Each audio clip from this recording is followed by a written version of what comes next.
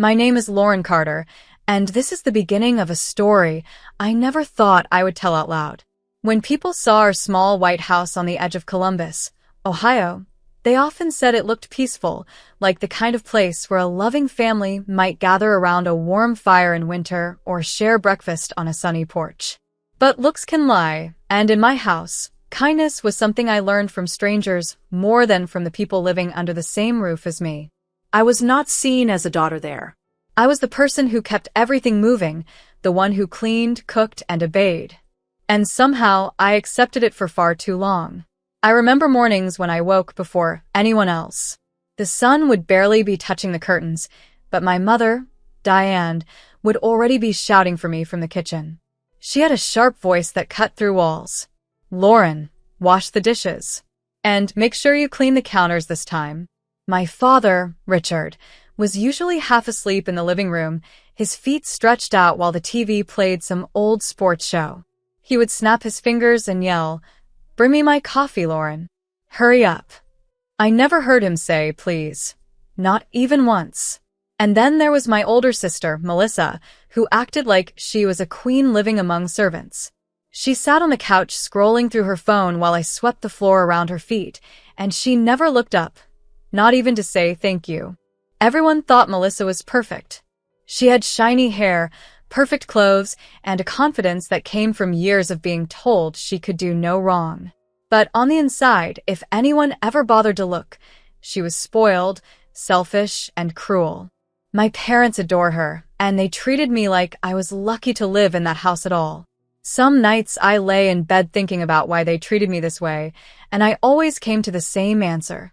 They simply saw me as less. The day everything changed began early. It was Melissa's 25th birthday. A big day in her mind. She had been talking about it for weeks, saying she wanted the house to look fancy, like we were living somewhere important, maybe in a big city like Denver or Charlotte, not our quiet street in Columbus. I was the one who woke up before sunrise to clean the living room, dust the shelves, and set out decorations that my mother had bought. Silver balloons, shiny ribbons, and a long tablecloth that kept slipping off the edges no matter how many times I adjusted it. By noon, I was already tired, but there was still more to do. I baked a large chocolate cake for Melissa, using cocoa I bought with the little money I had saved from doing extra chores for neighbors. I mixed the batter slowly, trying to make it smooth, and spread the frosting carefully. I even added cherries on top because Melissa liked them. By the time the cake was finished, the house smelled warm and sweet, and my stomach felt tight with hunger because I had not eaten all day. When the guests arrived, mostly Melissa's friends from work, I stayed in the background.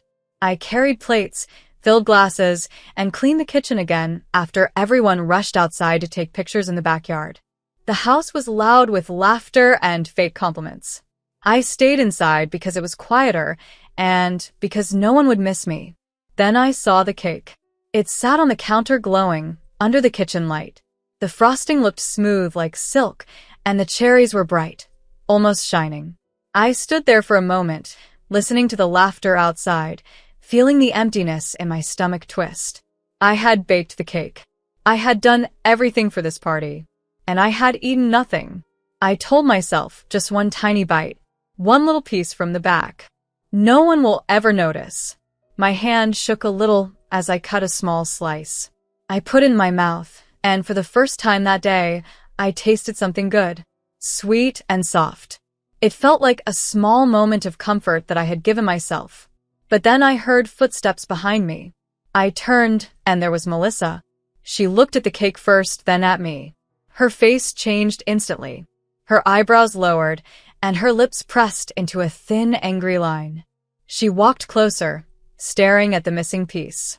"Did you eat my cake?" she said slowly. I swallowed hard. Yes. Just a small piece. I was hungry. She did not even hesitate. She raised her hand and slapped me across the face with such force that my head turned to the side. The sound echoed in the kitchen. My cheek burned, and my eyes filled with tears before I could stop them. That moment froze in my mind, sharp and painful. "How dare you touch my cake without asking?" she shouted, her voice shaking with anger. My parents rushed into the kitchen, and for one hopeful second, I thought they might ask if I was okay. But my mother crossed her arms and glared at me like I had committed a crime. "You are a servant for us," she said coldly. "If you can't do the work, get out of this house." My father nodded with a disappointed sigh. "You always cause trouble. Learn your place or leave." I stood there, feeling the sting on my cheek and something deeper breaking inside my chest. They did not care that I was hungry. They did not care that I made the cake or that I worked all day. They only cared that Melissa was upset. After they walked away, laughing with the guests again, I went to my small room and shut the door. I buried my face in my pillow and cried until my head hurt. In that moment, I believed their words. I believed I was worthless. I did not know that the next morning would bring something so unexpected that it would change my life forever. But that night, I was simply a girl with a bruised heart, lying in a dark room, trying not to feel the pain of people who were supposed to love me. When I woke up the next morning, the sunlight was already slipping through the torn edges of my curtains, landing softly on my pillow. My face still throbbed from Melissa's slap.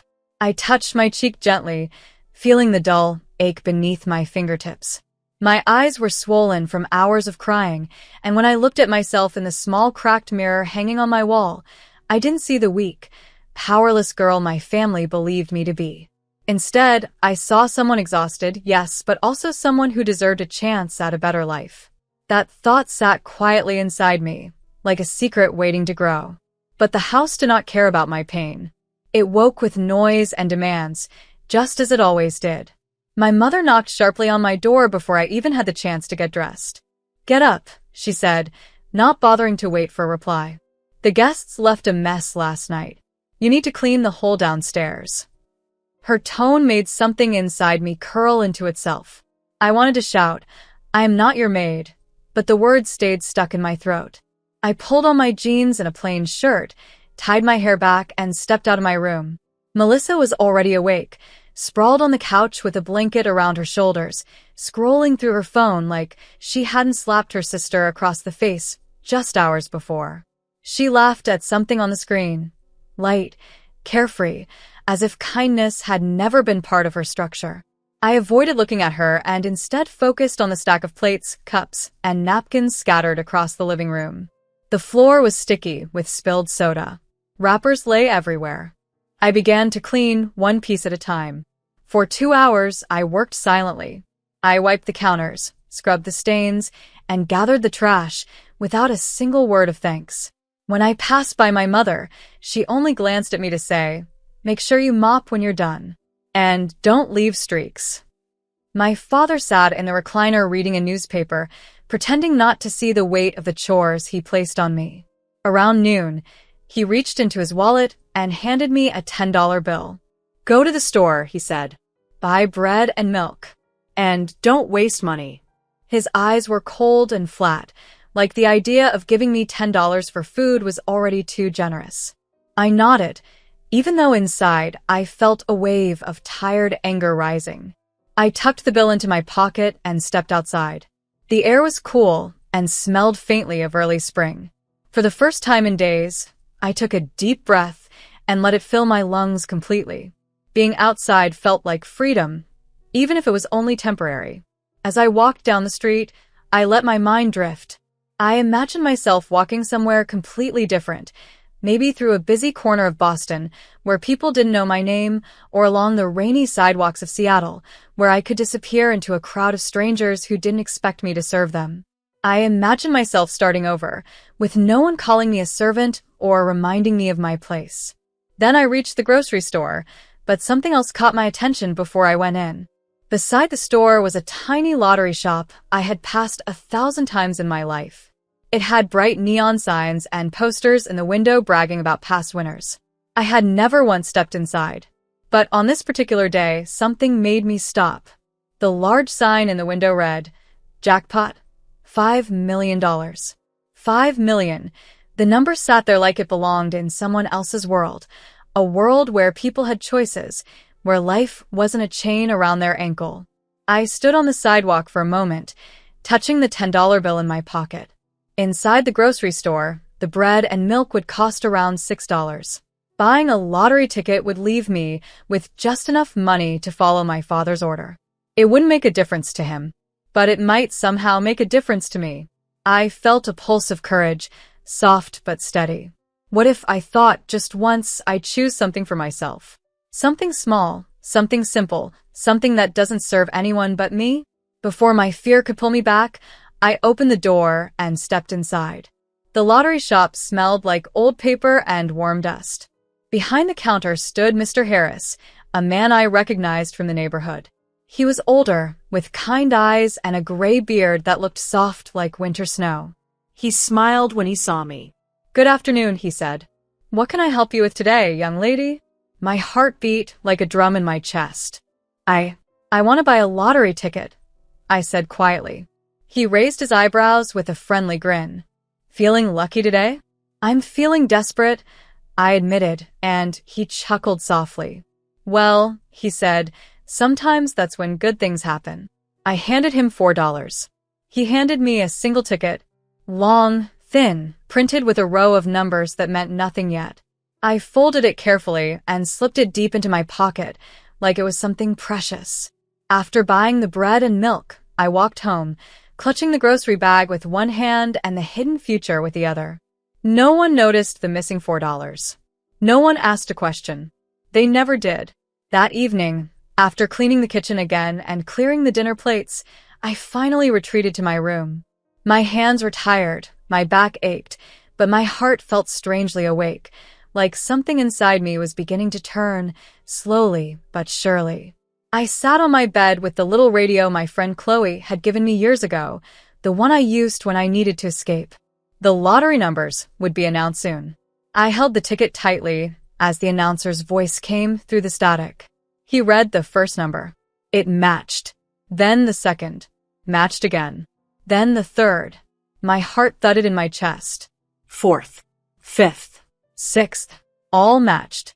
I froze. My breath caught. I checked the ticket again. And again. And again because my mind refused to believe it. Yet every time, the numbers were the same. My vision blurred. My hands shook. Tears filled my eyes, and I pressed my palm over my mouth to hold in the scream rising in my chest. I had won. I had won $5 million. I was not the servant of that house anymore.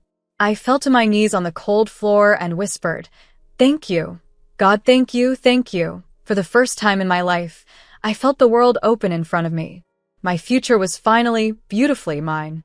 The morning after I discovered I had won the lottery felt unreal, as if I were walking through someone else's life instead of my own. The sunlight seemed brighter, the air lighter, and even the streets of downtown Columbus looked different, more open, more welcoming, like the city had suddenly decided to show me a gentler face. I wore my plain blue dress, the one I usually saved for church or the rare times I left the house alone. My shoes were old and thin, the soles almost worn through, but they carried me toward a future I had never imagined. The lottery office towered above me, all glass and steel shining in the morning light. I felt small beside it, like a visitor in a world where I didn't belong. People dressed in neat suits and clean shoes walked past me without a second glance. For a moment, I hesitated in front of the large glass doors, wondering if I should turn back. But then I felt the folded ticket in my pocket and took a deep breath. "You earned your right to be here," I told myself. "Walk inside." The lobby was cool and bright. A woman behind the front desk looked up as I approached.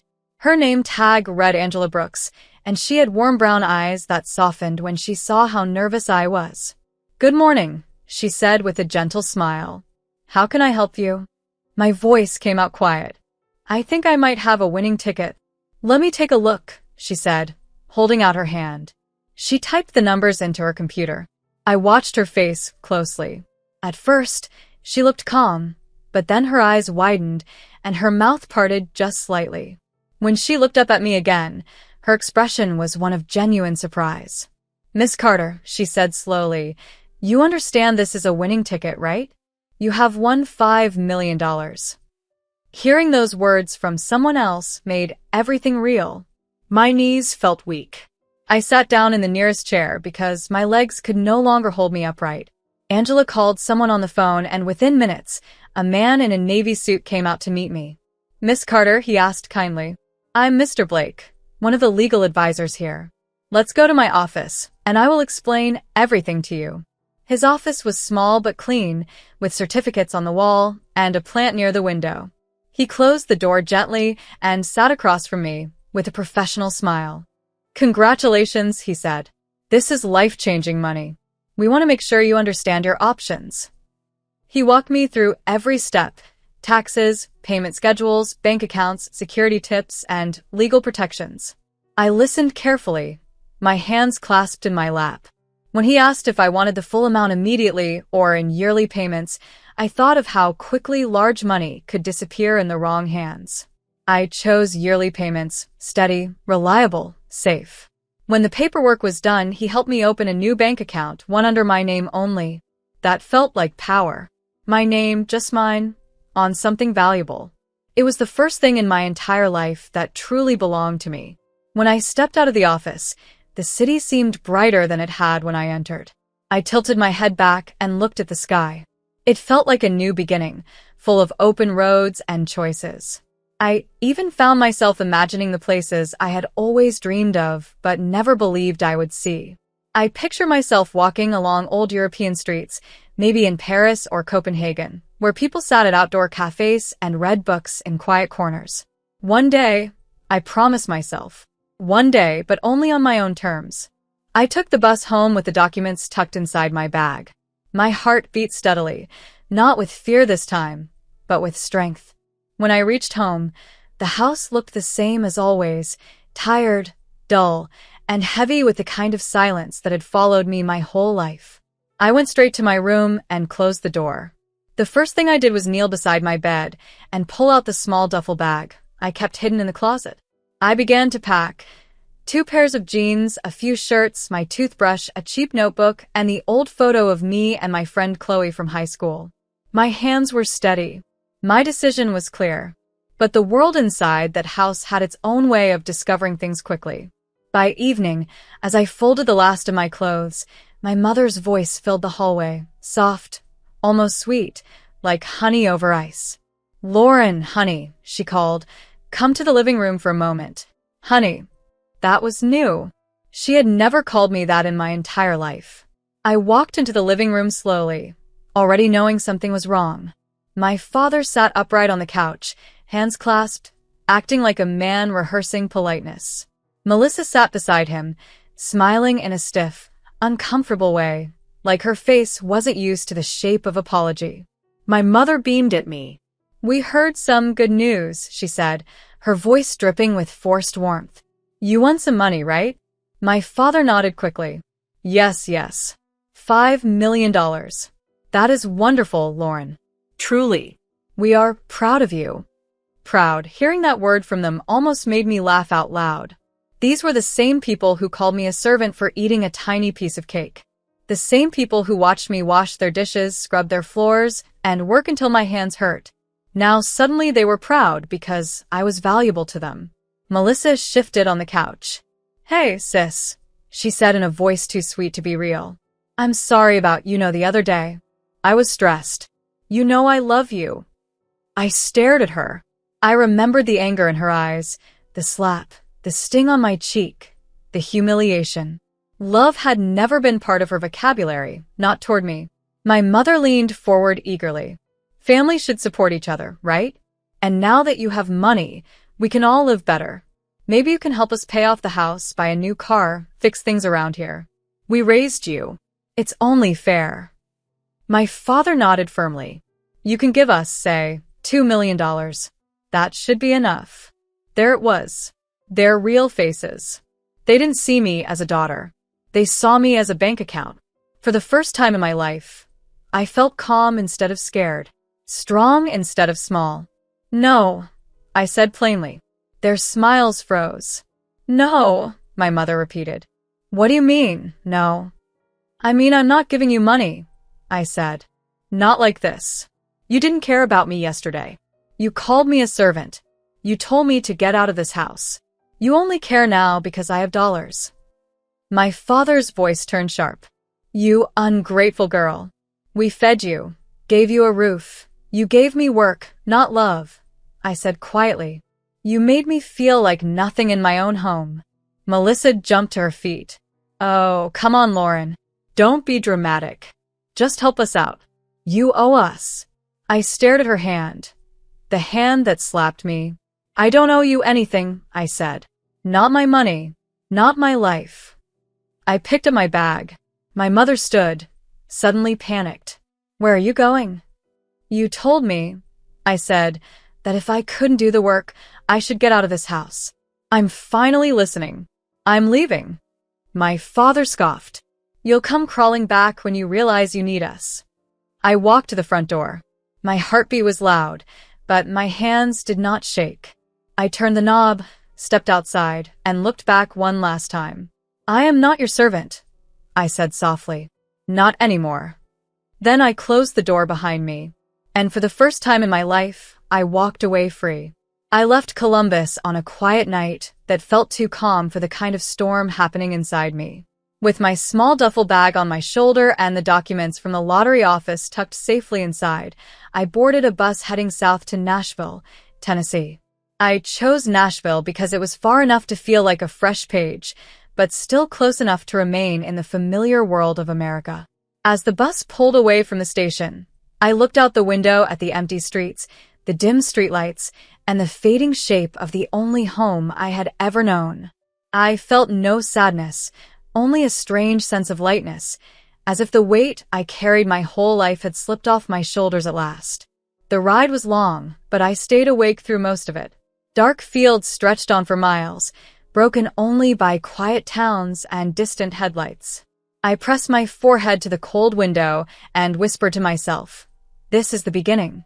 For the first time, the thought didn't feel like a dream. It felt real. When I arrived in Nashville the next morning, the city greeted me with warm sunlight and the soft noise of people carrying on with their everyday lives. I stepped onto the sidewalk, breathing in the newness around me. I had a list of apartments I wanted to visit, and with the help of my lottery advisor, it wasn't hard to secure one by the end of the day. It was a small place in a quiet building, a simple apartment on the second floor with beige walls, worn carpeting, and a tiny balcony overlooking a line of oak trees. But to me, it felt like luxury. Everything inside that apartment belonged to me. No one shouted for me to bring coffee. No one pointed at dirty dishes and blamed me for them. I walked from room to room, touching the walls, as if they were something magical. That first evening, I bought a soft bed, a bright yellow lamp, and a small wooden desk. I also bought a secondhand guitar because I had always wanted to learn how to play, and for the first time in my life, I didn't need permission. I cooked pasta that night, simple and warm, and ate it sitting on the floor with my back against the wall. I didn't rush. I didn't hide. I didn't serve anyone. Every bite tasted like freedom. A few days later, I met with a financial advisor named Ethan Moore. He was gentle in the way he explained everything, patient with my questions, and practical with his advice. He taught me how to save, how to invest wisely, and how to make my money grow instead of disappear. His kindness helped me understand something important. Money was not just a number, it was security, choice, and a way to protect myself. You can live well and still stay safe, he told me. Think long-term. You have a future now. I held on to those words. With a growing sense of control over my life, I decided to do something I had always dreamed of, but never imagined possible. I enrolled in a writing class at a local college. Writing had been my quiet escape since childhood, the one thing I could do without being judged. I paid the tuition in dollars with my own name printed on the receipt. That small detail felt powerful. In class, I sat quietly in the back row with a notebook full of ideas and memories. No one there knew anything about the girl who grew up doing everyone else's chores, or the slap that had cracked something inside her, or the ticket that changed her world.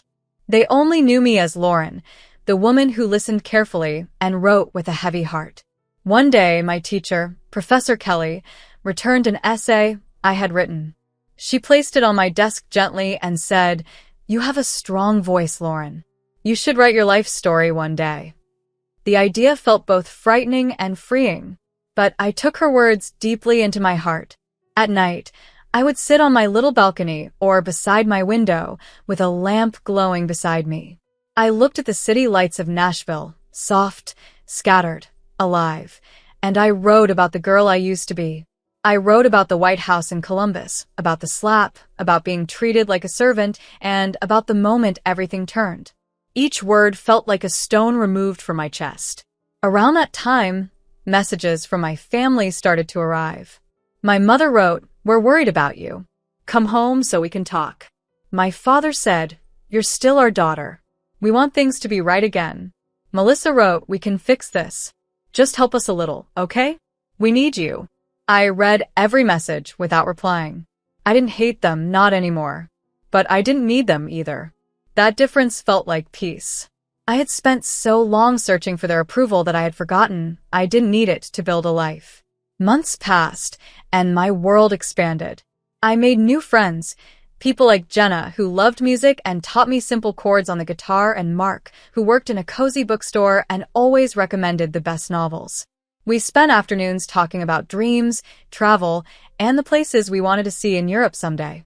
We talked about walking along the river in Prague, or exploring the old stone streets of Edinburgh, or visiting cozy cafes in Lisbon where writers gathered with notebooks full of ideas. Every conversation reminded me of something beautiful. I had choices now, real choices. One afternoon, I sat in a quiet cafe with my laptop open, revising the story you're reading now. The smell of coffee drifted through the room. Soft music played from overhead speakers. People around me talked softly, laughed, lived their lives without knowing how far I had come. As I typed, I wrote a line that made my chest ache. I am not a servant. I am the author of my own life. This time, I didn't just write it, I believed it. Yes, my past hurt me. Yes, my family failed me. But their words no longer shaped my identity. The house in Columbus was no longer a prison. It was simply a chapter one had outgrown. Now I was Lauren, a woman rebuilding her life in America, a future writer learning to use her voice, a millionaire who refused to be controlled again, a person who turned pain into power. One day soon, I will take a flight to Europe, walk through old cities with my head held high, and sit in a cafe writing stories about women who find their strength in the darkest moments. But for now, I sit by my window in Nashville, looking at the quiet night sky, and I tell my story, not as a victim, not as a servant, but as a woman who finally said no and stepped into her own future, and that is how my life truly began.